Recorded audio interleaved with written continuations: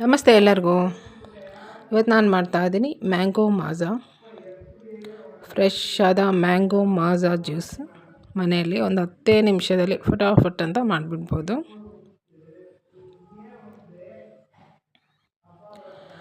Mango ಮಾಜಾ ಮಾಡೋದಕ್ಕೆ ನೋಡಿ, ನಾನು ದೊಡ್ಡ ಒಂದು ಮಾವಿನ ಹಣ್ಣು ತೊಗೊಂಡಿದ್ದೀನಿ ಮತ್ತು ಒಂದು ಚಿಕ್ಕ ಪೀಸ್ ಮಾವಿನಕಾಯಿ ನಾನು ತೊಗೊಂಡಿದ್ದೀನಿ.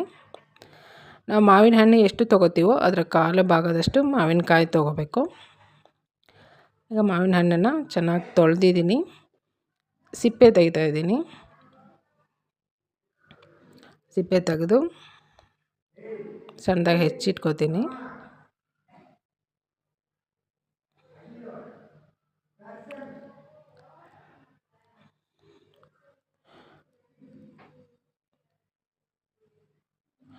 ಮ್ಯಾಂಗೋ ಮಾಜಾ ಮನೆಯಲ್ಲೇ ಫ್ರೆಶ್ಶಾಗಿ ಮಾಡ್ಬೋದು, ಬೇಗ ಆಗುತ್ತೆ,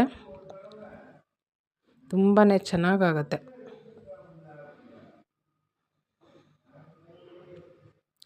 ಈಗ ನೋಡಿ, ಮಾವಿನ ಹಣ್ಣು ಮತ್ತು ಮಾವಿನಕಾಯಿ ಎರಡೂ ಹೆಚ್ಚಿಟ್ಕೊಂಡಿದ್ದೀನಿ. ಇದನ್ನು ಮಿಕ್ಸಿ ಜಾರಿಗೆ ಹಾಕ್ತಾಯಿದ್ದೀನಿ.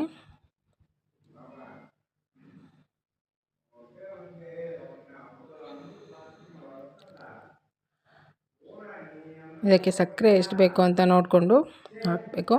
ಇನ್ನು ಕಮ್ಮಿ ಅನಿಸಿದ್ರೆ ಮತ್ತೆ ಆಮೇಲೆ ಹಾಕ್ಬೋದು. ನೋಡಿ, ಇರುತ್ತೆ, ನುಣ್ಣಗೆ ಗ್ರೈಂಡ್ ಮಾಡ್ಕೋಬೇಕು. ಈ ಟೈಮಲ್ಲಿ ಸ್ವಲ್ಪ ಟೇಸ್ಟ್ ನೋಡಿ ಗೊತ್ತಾಗುತ್ತೆ. ಸಕ್ಕರೆ ಮತ್ತು ಬೇಕನ್ಸಿದ್ರೆ ಅದೇ ಮಿಕ್ಸಿ ಜಾರಿಗೆ ಹಾಕಿ ಮತ್ತು ಸ್ವಲ್ಪ ಗರ ಅನಿಸಿದ್ರೆ ಸಕ್ಕರೆ ಚೆನ್ನಾಗಿ ಕರಗತ್ತೆ.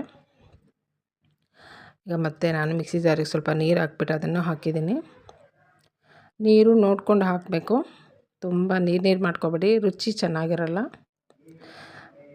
ಈಗ ಎಷ್ಟು ನೀರು ಬೇಕಾಗುತ್ತೆ ನೋಡ್ಕೊಂಡು ಹಾಕ್ಕೊಂಡು ಸರಿಯಾಗಿ ಮಿಕ್ಸ್ ಮಾಡ್ಕೋಬೇಕು. ಮಿಕ್ಸ್ ಮಾಡಿಕೊಂಡು ನೀವು ಆವಾಗಲೇ ಕುಡಿತೀರಾ ಅನ್ನೋದಾದರೆ ಮಿಕ್ಸ್ ಮಾಡಿ ಹಾಗೆ ಸರ್ವ್ ಮಾಡ್ಬೋದು. ಇಲ್ಲ ನೀವು ತೆಗ್ದಿರ್ತೀರ ಅನ್ನೋದಾದರೆ ಇದನ್ನು ಒಂದೇ ಒಂದು ಕುದಿ ಬರೋ ತನಕ ಕುದಿಸ್ಬಿಟ್ಟು ಫಿಲ್ಟ್ರ್ ಮಾಡಿ ಫ್ರಿಜ್ಜಲ್ಲಿ ಇಟ್ಕೊಂಡು ಯಾವಾಗ ಬೇಕಾದರೂ ಆವಾಗ ಕುಡಿಬೋದು. ಈ ರೀತಿ ಫ್ರೆಶ್ಶಾಗೆ ಮಾಡ್ಕೊಳೋದು ಚೆನ್ನಾಗಿರುತ್ತೆ. ಇದೇನು ತುಂಬ ಟೈಮ್ ಇಲ್ಲ, ಒಂದು 5-10 ನಿಮಿಷದಲ್ಲಿ ಮಾಡಿಬಿಡ್ಬೋದು.